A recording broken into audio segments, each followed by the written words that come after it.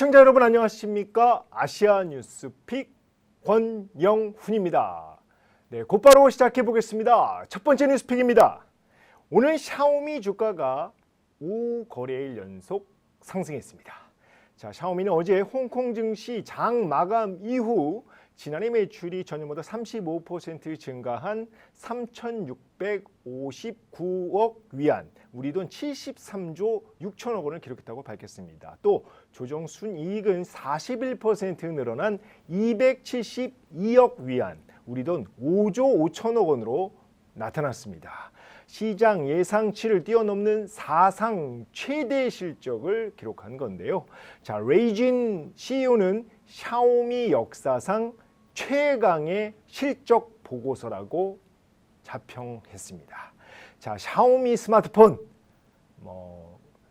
가성비가 뛰어나서 우리나라에서도 대륙의 실수라고 잘 알려져 있는데요. 자, 지난해 4분기 세계 시장 점유율 13.8%로 18개 분기 연속 세계 3위 자리를 지켰습니다. 1위, 2위인 애플과 삼성전자 점유율이 지난해 이제 하락하는 동안에 샤오미만 유일하게 성장한 겁니다. 자, 올해는 중국 당국의 이구환신 많이 들어보셨을 겁니다. 낡은 제품을 새 것으로 교체하면 지원해주는 정책이죠. 이 정책에 힘입어 샤오미 스마트폰 판매가 더 늘어날 것으로 내다보고 있습니다.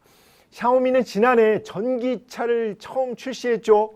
네, 출시했는데 이른바 대박을 터뜨렸습니다. 샤오미 전기차 SU7은 목표 10만 대를 초과해서 13만 6천 대가 팔렸습니다.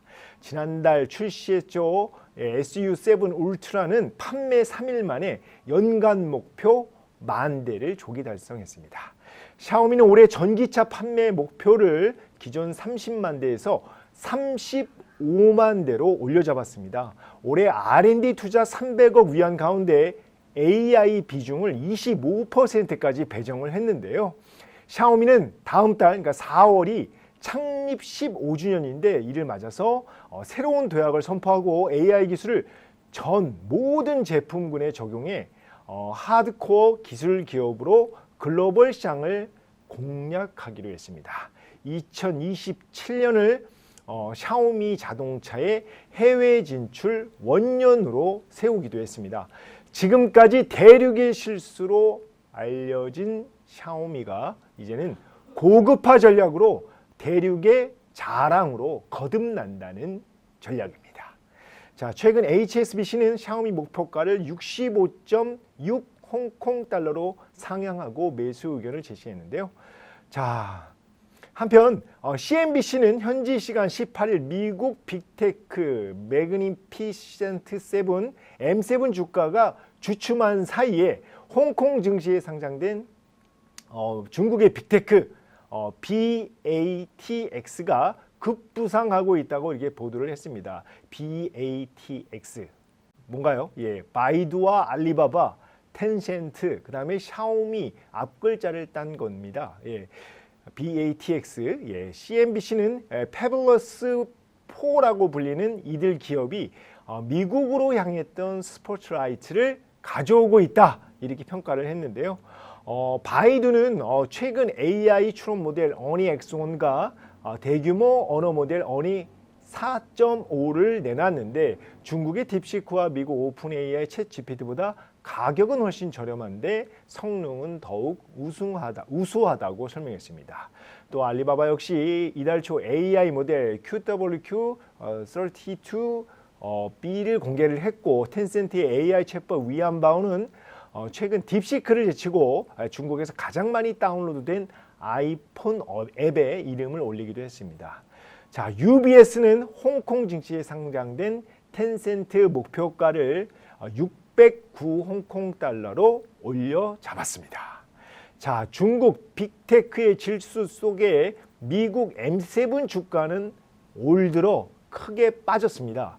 자, 현재 시간 18일 기준 어제죠. 예, 올 들어 테슬라가 44% 그러니까 가장 많이 빠졌고 알파벳과 애플이 15%, 엔비디아 14% 떨어졌습니다.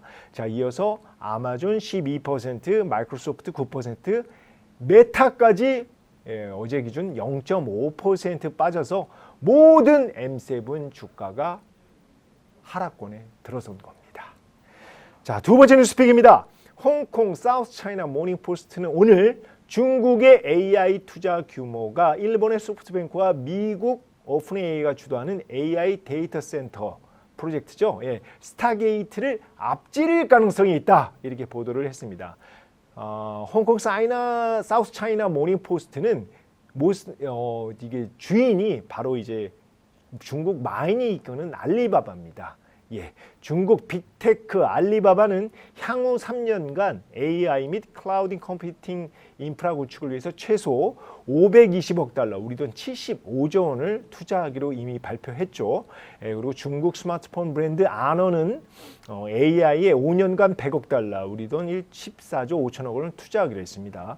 중국 3대 이동통신사 가운데 하나인 차이나 유니콤은 올해 컴퓨팅 파워에 대한 자본 지출 예산을 28% 늘렸습니다. 이렇게 중국 기업들이 AI 투자를 이제 어마무시하게 지금 늘리고 있는데요. 자, 앞서 일본 소프트뱅크 지난 1월이죠. 백악관에서 발표를 했는데 미국 오픈 AI 오라클과 합작사 스타게이트를 만들고 향후 5년간 5천억 달러, 우리 돈 무려 725조 원을 투자해 미국 10곳에다가 데이터 센터를 짓는다는 계획입니다. 700조가 넘는 거를 이제 미국 오픈에 이제 투자를 한다는 건데 이제 중국이 이를 넘어설 수 있다. 이런 보도입니다. 자, 최근 모건 스탠리는 뉴욕 증시에 상장된 알리바바 목표가를 180달러까지 상향했고 시티은행은 179달러로 눈높이를 높였습니다. 자, 세 번째 뉴스픽입니다. 일본 중앙은행은 오늘 중앙은행인 일본은행은 오늘 기준금리를 0.5% 정도로 동결했습니다. 지난 1월에 금리 인상을 하고 이번 달에 좀 올리기가 좀 무리가 있었나 봅니다.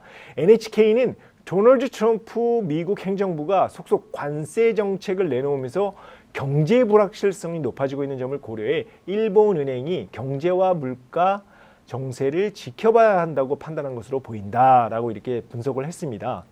다만 일본은행은 경제와 물가가 예상한 범위 내에서 움직인다면 추가 금리 인상을 단행할 것이라는 의사를 거듭 표명해 온 만큼 향후에 금리 인상 가능성이 매우 높은데요. 실제로 임금이 계속 오르고 있고 물가도 계속 오르고 있어서 금리 인상이 점쳐지고 있는 상황입니다.